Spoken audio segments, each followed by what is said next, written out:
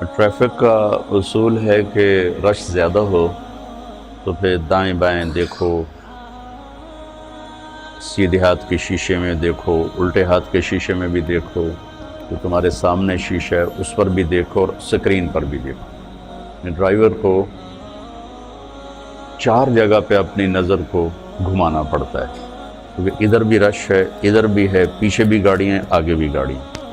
ادھر نہ ٹکر ہو، ادھر نہ ٹکر ہو، پیچھے سے کوئی آ کے مجھے نہ مار دے، آگے میں کسی میں نہ مار دوں، لہذا اس کو یوں یوں یوں کر کے دیکھنا پڑتا ہے، اور تب جا کر وہ سلامتی کے ساتھ اس رش سے نکلتا ہے، ورنہ دائیں بائیں آگے پیچھے سے کہیں نہ کہیں ضرور ٹکر ہو جاتی۔ تو ایک دفعہ خود میں نے گاڑی مار دی تھی، وہ نہر پر میں تھا، تو انہوں نے وہ میری پہلی دفعہ نظر پڑی نہر میں، وہ عجب عجب نمونے کھڑے کیے ہوئے تھے اس کے ڈیکوریشن کے لیے، تو میں گاڑی چلا رہا ہوں، ادھر دیکھنا شروع کر دیا، ٹھا اگلے کے اندر میں نے ماری گاڑی۔ تو چلو ایک لطیفہ بھی سنا دوں۔ میں حج پہ تھا مدینہ، تو میرے ایک دوست نے کہا کہ میری گاڑی ورک شاپ میں ہے، میرے ساتھ چلو، وہ تم چلا لینا اور یہ میں چلا لوں گا۔ میں نے کہا میں نے کبھی وہ الٹے ہاتھ لیفٹ ہینڈ والی کبھی چلائی نہیں، تو کوئی ٹکر نہ ہو جائے۔ کہنے لگا اس میں کیا، ادھر بیٹھو یا ادھر بیٹھو، تمہیں چلانا تو آتا تو ہے لیکن اندازہ کوئی نہیں ہے۔ اور نہیں کچھ نہیں ہوتا، چلو چلو۔ اب وہ چل پڑے، تو ایک بدو کسی سڑک سے نکلا، اور قاعدہ یہ ہے کہ آپ تھوڑا سا پیچھے رک کے دیکھو آنے جانے والوں کو، کلیئر ملے تو چلو۔ تو وہ بدو بادشاہ اس نے اندر ڈال دی گاڑی، اور مجھے آئیڈیا نہیں ہے، پہلی دفعہ میں اس طرف بیٹھ کے چلا رہا ہوں، تو میری گاڑی کا کونا اس کے بمپر میں لگا۔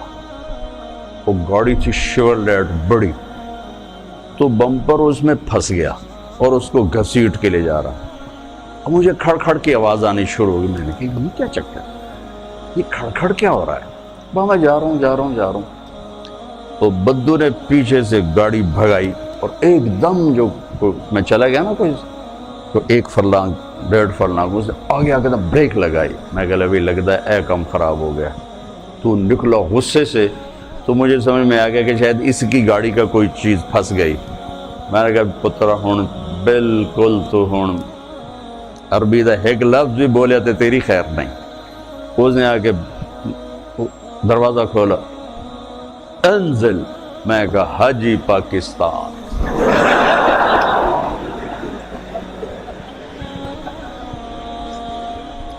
اس نے پھر کہا انزل۔ میں کہا حاجی پاکستان۔ اور وہ غصے میں شروع، میں کہا حاجی پاکستان۔ اخیر وہ ہنس پڑا، کہنے لگا جاؤ۔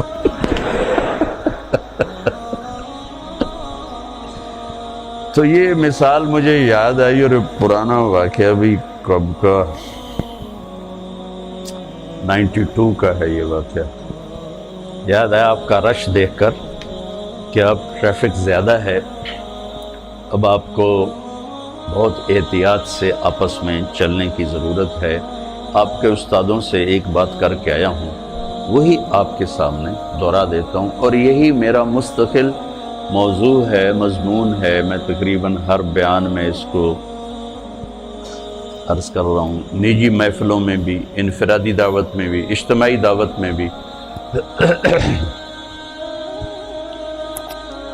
کہ معاشرے کی جو خوبصورتی ہے اس کا تعلق نہ علم سے ہے نہ عبادات سے، اس کا تعلق اخلاق سے۔ عبادات ہماری بنیاد ہیں، اس مسجد کی بنیاد نہ ہوتی تو یہ کھڑی نہ ہوتی، لہٰذا عبادات کی اہمیت ایک اور لحاظ سے کہ وہ ہماری بنیاد ہے۔ آپ کی نماز اچھی ہونی چاہیے، خوبصورت ہونی چاہیے، آپ کو تہجد کا شوق ہونا چاہیے، آپ کی عمر ہے کہ اس میں آپ اپنی نیند سے لڑ سکتے ہیں، اپنے آپ سے لڑ سکتے ہیں۔ ہماری عمر تک پہنچتے شاید پھر آپ چاہیں بھی تو نہ کر سکیں، لیکن ابھی اپنے آپ کو، میرا رائمنڈ میں داخل ہونے کا جو شوق تھا نا، اس کی وجہ ایک طالب علم تھا، وہ تہجد مسجد میں آ کر پڑھتا تھا. تو مسجد میں بس آپ سے بھی کم لوگ ہوتے تھے. آپ تو میں نے سنا ہے 400 ہو گئے ہو, تو وہ 250-300 ہوتے تھے 1971 میں. ممکن ہے آپ سب کی پیدائش سے بہت پہلے کی بات ہے. وہ آ کے تہجد مسجد میں پڑھتا تھا, اور اتنی خوبصورت نماز پڑھتا تھا کہ اس کو دیکھتے دیکھتے میرا دل کیا کہ میں بھی رائمنڈ کے مدرسے میں داخل ہو جاؤں. حالانکہ میری تو اس کے نہ کبھی سلام دعا اور نہ کبھی کوئی اس سے گفتگو. وہ تو جب رائمنڈ میں داخل ہوا تو اس کا پتہ چلا, سخی جان اس کا نام تھا اور افغانستان کا تھا وہ. تو اس کی خوبصورت نماز نے مجھے اس بات پر اندر ہی اندر تیار کیا کہ میں رائمنڈ میں داخلہ لے لوں. تو آپ اپنی نماز کو خوبصورت جتنا بناؤ گے, آپ کی بنیاد اتنی مضبوط ہو جائے گی. نماز میں سستی ہوگی, جماعت کی سستی ہوگی, تکبیر اولیٰ کی سستی ہوگی, تو وہ بنیاد کمزور ہو جائے گی. ہمارے ایک دوست تھے, دوست نہیں بزرگ تھے, میاں فضل احمد, بڑے ذمہ دار تھے. تو سارا دن مصروف رہتے تھے اپنی زراعت میں, کھیتوں میں. ایک دفعہ مجھ سے کہنے لگے, مولانا صاحب 18 سال ہو گئے میری تکبیر اولیٰ قضا نہیں ہوئی. 18 سال ہو گئے میری تکبیر اولیٰ قضا نہیں ہوئی. تو آپ تو ہیں ہی ایک چار دیواری میں, آپ کی کبھی رکعت جا رہی ہو, کبھی تکبیر اولیٰ جا رہی ہو. پہلی صف تو یقیناً چھوٹی سی ہے, لیکن شوق تو ہو کہ پہلی صف ملے.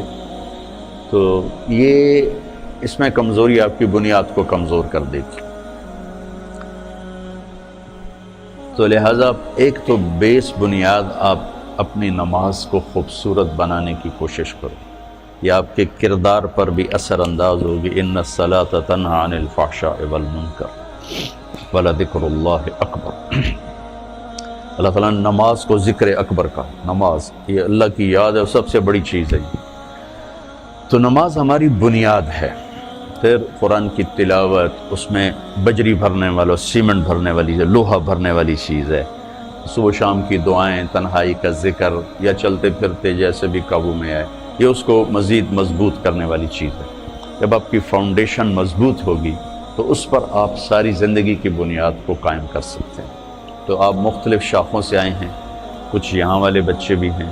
تو عمر کا وہ حصہ ہے جس میں سستی, غفلت بھی ہو جاتی ہے, اور کبھی مزاج بھی غالب آ جاتا ہے. سستی نہیں ہوتی, غفلت نہیں ہوتی, مزاج غالب آ جاتا ہے اور اس میں تکاسل شروع ہو جاتا ہے. تو میں آپ سب بچوں سے یہ گزارش کروں گا کہ اپنی نماز کو خوبصورت بناؤ. نماز کا خوبصورت ہونا آپ کے پوری زندگی کے کردار پر اثر انداز ہوگا. جو اللہ کے نبی نے فرمایا, جعلت قرۃ عین فی الصلاۃ, میری آنکھوں کی ٹھنڈک ہے نماز. تو اس کو آپ بنیاد بناؤ. تہجد کا اہتمام کرو, نوافل کا اہتمام کرو. اگر آپ اذان سے 1 منٹ پہلے بھی مسجد میں آ جاؤ تو آپ کی ہر نماز کے ساتھ نوافل ہو سکتے ہیں. اب سوائے فجر کی نماز کے وہ سنت نہیں ہوتی. تو آپ بڑے خوبصورت طریقے سے اپنے اللہ سے سجدوں کے ذریعے سے تعلق بنا سکتے ہو. آپ اس کا اہتمام فرمائیں.